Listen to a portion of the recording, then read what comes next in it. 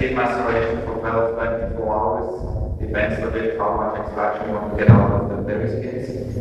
And then we have in this room over there is the white wine cellar with the normal fermenting tanks. So white wine is a Viognier Sauvignon Blanc is 100% in stainless steel. Chardonnay goes into barrels. We will just take it out, I think, in one of these times, the previous vintage. And we have the wood fermenters, who is mainly used for fermenting the red wines. But we also can close them completely, so what we often do is we keep the red wines 16 months in barrels. We make the blend and put the blended wine in the wood vats for another 4 to 6 months, just before the harvest. Then we empty them, clean them, and then the next grapes going in. Then in this next door room we have the bottle stock for around 120,000 bottles. We make the bottling by mobile bottling company. They come in here. It makes absolutely sense for us to not invest in a machine who just runs 2 weeks per year. So they deliver the bottles here, we bottle here, we label here. Do a little bit differently, because this is what people tend to really enjoy at creation.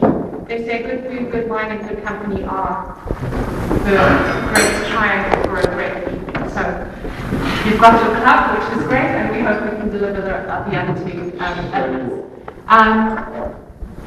The salmon cheesecake is particularly popular, and what is actually quite interesting is, first of all, I'll just let Jesse tell you about the 2009 Sauvignon Blanc and the 2010 Sauvignon Blanc, and then I'll tell you how it's Which one left is? Left is 90. Left is 90. So you can just explain the difference between the two vintages. The 2009, they are both pretty much similar paint. There is not a big difference in winemaking. The only thing is they are different picks. So the 2010 we picked even more ripe than the 09. And on the 2010 we also took leaves away. So basically we had slightly more sun. And we quite like this to make Sauvignon Blanc with minerality. So not this kind of intensity of asparagus and too much green pepper. And you can pretty much guide that at which level do you pick the grapes. The one thing what is very interesting to see, and that is something what is also something who tells that the terroir is good, is like 2009, you should actually drink it now, and not 12 months earlier. And this one is sold out, and we have maybe 200 bottles. But it shows you that Sauvignon Blanc also can age. And it ages very nice. And in South Africa, the persons are always in a hurry, and they want to go to a new vintage and a new vintage. And when you have the right soils, the right minerality, Sauvignon Blanc also can be. The thing is that it is a total expression of terroir.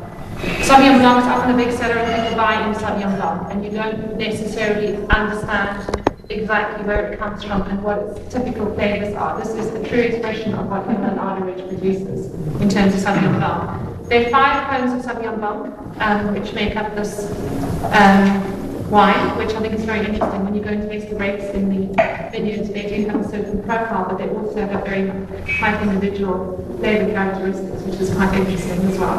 So if you're around in February and when we're actually picking, we often show you what the grapes taste like and what the wine tastes like, and it's quite an interesting experience depending on if those grapes are ripe at that time, or the wine that you are tasting. So I think that's also an interesting aspect. The whole idea is really to get the cultivar, to really get the flavours of the cultivar and sense of taste in what you have. Now, the food pairing is the salmon cheesecake, and this is what we call a vertical pairing. So it's not a horizontal pairing. A horizontal pairing would be like a perfect marriage. The idea of the Sauvignon Blanc is that it has a lovely natural acidity, and it really gets your digestive juices flowing. That's why it's a wonderful wine to have as a starter. Because if you just smell that glass without eating your food, if you even smell the glass and don't taste the wine, you'll notice that the passion fruit starts to make your mouth water. And so it starts to get the digestive juices going. And this is why wine and food are such an integral thing, where you actually can't separate the two. That's what we do. Is 2009 Syrah or Shiraz. It's the same thing, but we call it Syrah because in the Rhone Valley it's French speaking, so you don't have to copy the Australians. We just did that wine because we had one batch of, in our opinion, exceptional Syrah. So we bought just 4,000 bottles and we just sell this wine from Bordeaux. So we do not export this wine, we just keep it for local markets.